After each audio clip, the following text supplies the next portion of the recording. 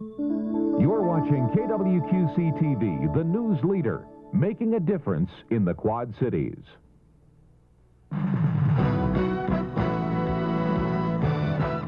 Live from the News Center, tonight's news with Rick Benjamin and Paula Sands. Sports with Tom Cornelis.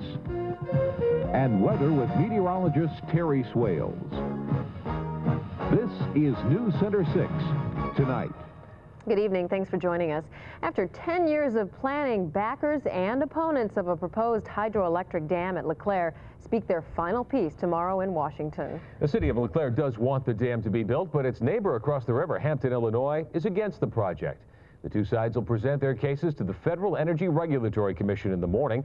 KWQC-TV's Ed Lewis is in Washington tonight to cover that hearing. He's with us live now with a preview of tomorrow's session. Ed, what's going on?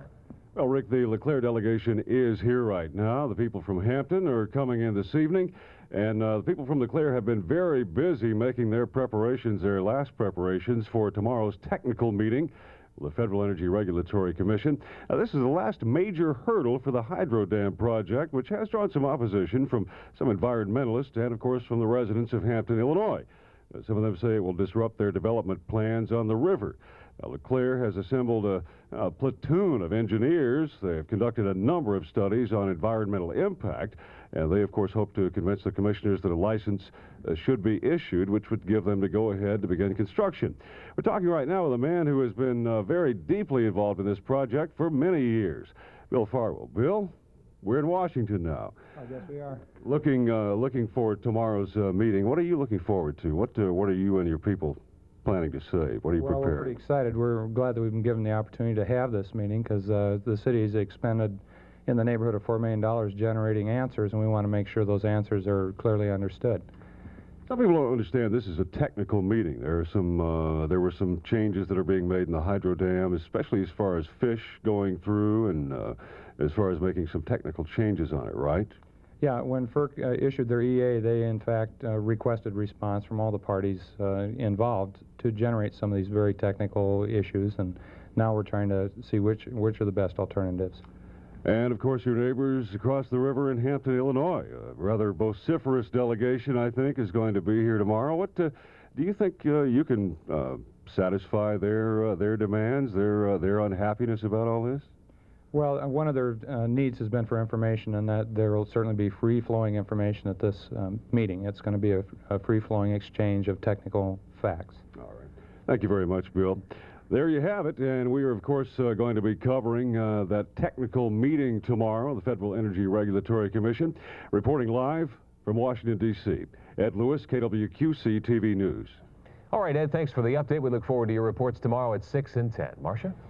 Meantime, economists in Washington and nationwide are saying the U.S. economy is in a lull, if not a full-fledged recession. But here in the Quad Cities region, the picture is a lot brighter. KWQC-TV financial analyst Jim Victor says retail sales in our area were way ahead of the national trend in November. South Park Mall in Moline. Nationally, retail sales were just about unchanged last month in November, but here in the Quad Cities, the average appears to be up about 6% across the board. Some stores are doing even better than that. Mostly department stores and discount department stores doing very fine, but interestingly, one major retailer showed an 18% rate of growth at their Iowa store, 19% at their Illinois store. Now, South Park Mall in Moline reports sales up 47% in November compared to a year ago. That shopping center, of course, just completed a major expansion. Comparing stores at South Park, though, that were at least a year old, their sales are still up 16%. And Jim Victor also points out that new housing starts are sharply up, too, in the QCA, especially in the town of Bettendorf. Rick? Marcia, a Burlington woman and her son are in critical condition tonight after a fire destroyed their home earlier today. The two are being treated tonight at university hospitals for burns and smoke inhalation. KWQC-TV's Pamela Marshall has the story from Burlington. 37-year-old Debbie Carpenter has muscular dystrophy and is confined to a wheelchair. Her 14-year-old son, David, just happened to be home today from school. And it was the son calling David Carpenter, saying that he had a fire on his back porch and that he had tried to use a fire extinguisher but was unable to extinguish the fire. And eventually he was the one that got trapped in there trying to save his mother. The husband and daughter were not home today when the fire started. Neighbors say the fire spread from the back porch of the house to other rooms on the first floor and upstairs. By the time I got downstairs, I looked out our back window, which we have a deck back there that looks out toward their house, and the flames were at least 20 or 30 feet high. I'm thinking if I was home, maybe I would have seen the fire.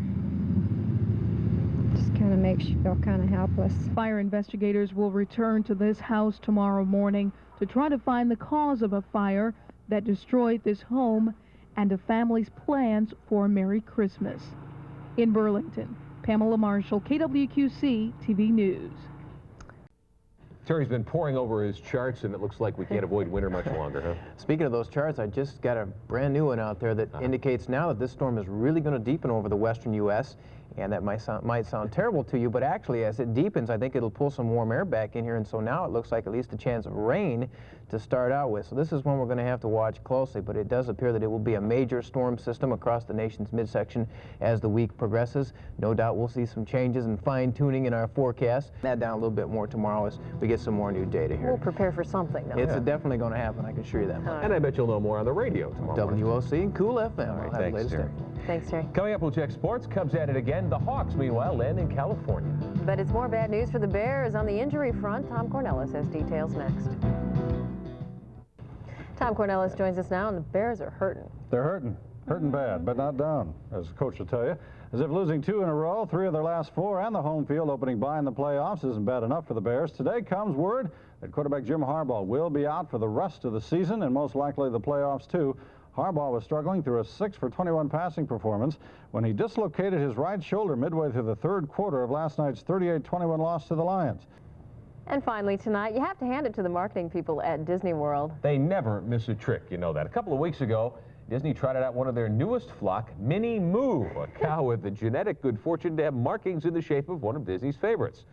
Well, that led to this, a discovery by a hog farmer in Jones County, Iowa, up near Cedar Rapids, that he had a Mickey pig of sorts with the same sort of marking.